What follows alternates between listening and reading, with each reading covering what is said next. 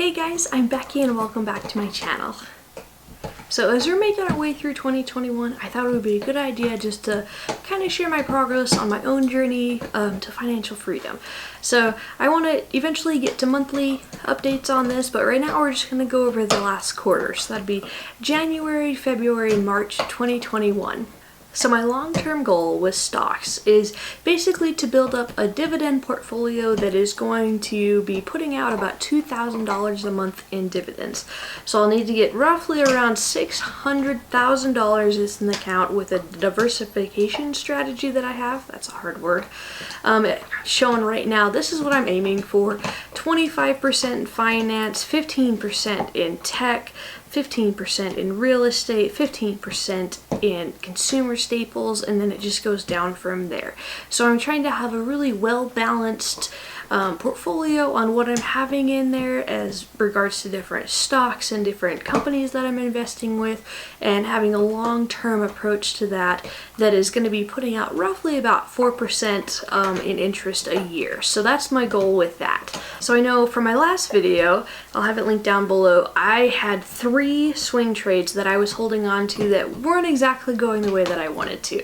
So luckily, I was able to sell all 3 of those trades at the very beginning of this quarter, and I was able to take that money from those swing trades and reinvest that back into my own stock portfolio. So focus closely on that long-term stock. So with how stocks performed and how much money I had to invest, I purchased stocks heavily in finance and utilities and consumer staples. Those are my 3 biggest areas that I focused on purchasing stock in this last quarter. That's just to keep my portfolio balanced so this is my portfolio breakdown right now, trying to get it to the end goal, keeping it balanced along the way. Because I was able to exit out of those trades and basically move that money back into my long-term portfolio, my goal for 2020, my original goal for 2020, is blown way out of the park already with the amount of money on that.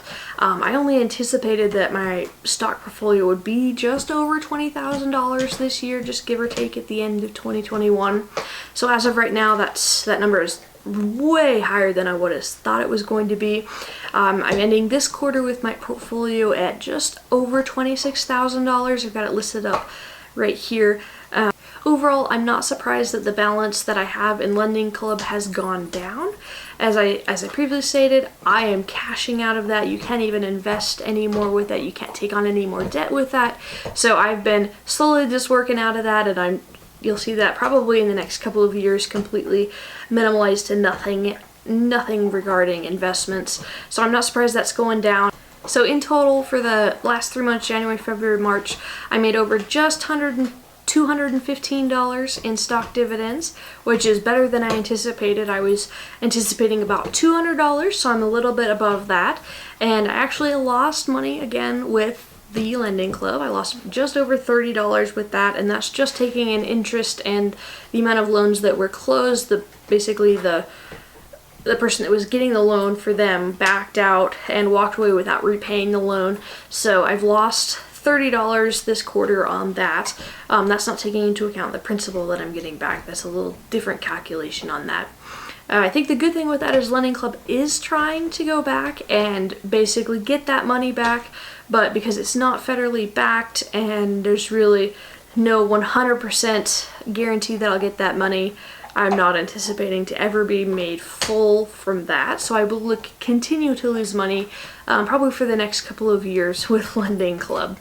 But I knew that was a risk when I went into this. Peer-to-peer lending can be risky in some aspects and very high paying in other aspects. So my first couple of years with Lending Club, I was making a very, very good return. Then they changed their strategy and kind of adjusted their numbers, and then I've slowly seen a decrease in that and tried to basically really minimize my risk at the very end before I finally just stopped investing any money further with them as I first saw this happening in the future. So that's a good thing to keep in mind, is that whatever money you're putting in, you should be willing to risk that and possibly lose that. So here are some of the highest dividend stocks that I have in my portfolio and what I've made for this quarter. So I have the ticker symbol NYMT is one of my highest performing dividend stocks. I get the most amount of return off of that. And then ticker symbol EFC. Now, both of these stocks are not actually included in my long-term game plan with stocks. I bought into them and I've kind of watched them fluctuate, and I'm not exactly sure if I want to keep them, if I want to get rid of them, but right now I'm just kind of holding them because they're not doing me any harm. I'm clearly making a return off of the money right now, and it's a lot higher return than I would make off a lot of other things. So I'm willing to take the risk on that because I'm getting such a high reward right now. And as things change and I see those companies kind of develop, I'll reevaluate as needed, and I'm ready to sell them whenever I have to.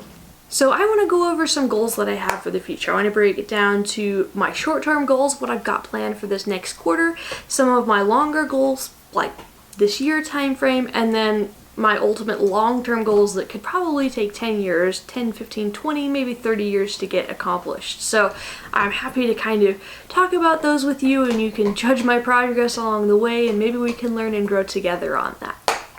So as far as my blog goes with short-term goals, my next focus is really breaking into talking about stocks and investing, and what is a dividend, what is a stock, what's the difference between a stock and a bond, and just breaking that down for you in a way that's really beneficial and giving out quality information and content for you guys to learn and kind of grow from and take what you need to from it and hopefully better yourself in the long run for it. So I'm really excited to kind of start breaking into that. I haven't done that yet. And then I'm also going to continue working on building up the careers aspect of it, because I want that to be a big part of my website and what I produce for you all, and also focusing on that retirement and then the wealth. So that's my goal for the next 3 months. My next quarter is really focus on investing in the stock market and retirement planning, and then building up those different careers and letting you know really what's out there for you in the job market. Another thing that I'm going to try and work on is just creating blog posts, getting the content ready, all the research, everything narrowed down and planned ahead of time. I would love to be 2 or 3 weeks ahead with that, just because like life has happened this month and I haven't had as much time as I normally do. I want to have that set up and set aside almost like an emergency fund for in the future. So when I need to take a weekend off or a couple days off to help my family, I can do that and not have to worry about cramming content together and trying to put it out as fast as possible so I'm staying on my schedule. Because I want to make sure that I'm giving you quality content that's really actually some substance to it and not just rushing and putting it together as fast as possible. And the third thing that I'm really going to be focusing on is pushing more on my marketing side.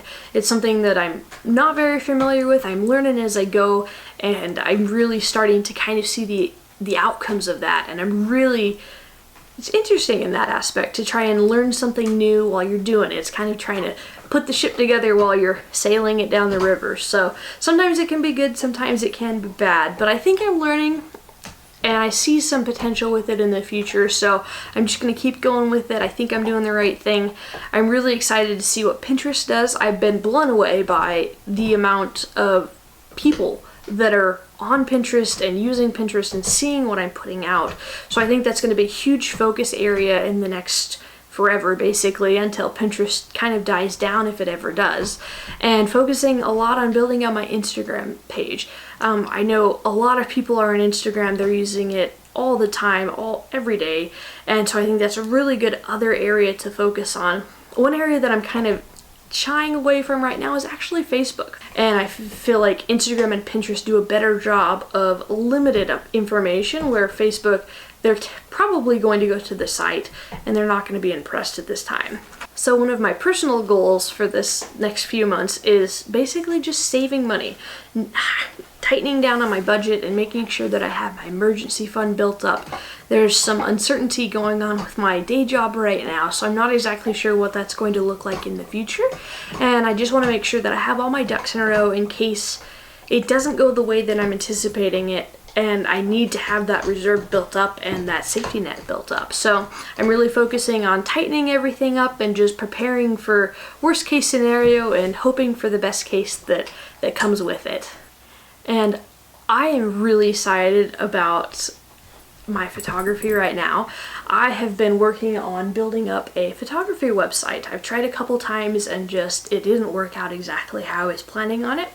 So I'm giving it another go, and I'm sticking with it this time 100%. And I actually just had my first sale this quarter. I've had an Etsy site up for about a year now, and I finally sold my first print 1 year, almost exactly 1 year after I started the Etsy site. And I'm very excited about that. I think it shows that there's a lot of potential with that. And so I really want to focus on developing that blog and talking about the different trips and adventures that I've taken and putting up photos and keywording and all of that. So that's one of my big goals, is to put a lot of time into that and putting out photographs that people can buy and stories that people want to hear for places that they've never been. So that's one of my big goals for the future now too. Hi, Jackson. Thank you. Oh, thank you. Oh. So guys, this is my dog Jackson, and he is adorably cute and he knows it. And he's a little turd sometimes. So some of my longer goals for 2021 overall in the next year or so is really working on slowing down my life. I feel like at work and even in my personal life, I'm just rushing to get from A to B to C because I have so much to do at work. I'm completely overwhelmed in my day job. There's just too much work to do. And I feel like when I'm talking to people and I'm interacting with people, and some of them are having really bad situations and they just need someone to be there, I'm always thinking in the back of my head, well, I have so much to do. I need to do this after this and this after this and this after this. So I really want to slow down and focus on being present and being there with every single conversation that I have, even if it can only be for 5 minutes at a time. I want to really focus on being 100% engaged with every single person that I'm working with. And that's hard. That's really hard. So I'm going to have to keep working on this, and it'll probably be a goal for the rest of my life. But just being present. And just as my short-term goal with photography is to keep putting out prints and more prints and more prints, I want to keep pursuing that for the long term. I want to be able to go to different places and travel to new places and talk about that and share that with people and really give them that sense of adventure that maybe some people aren't able to find, or they can't afford it, or right now their just lifestyle doesn't support it. Maybe they have 3 kids and they really just can't get up and go travel.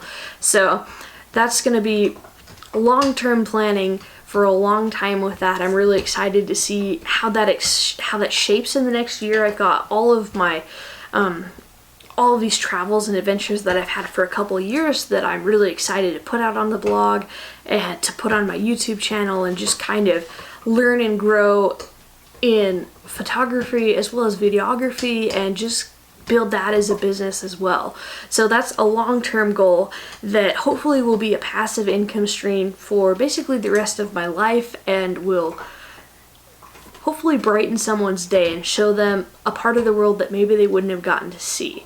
So I'm really excited on that, and as far as the next year, that is going to be a large portion of my focus, and we'll see where that goes. Another long-term goal that I have for the next year is really working with my dog Jackson. You guys just saw him a couple minutes ago.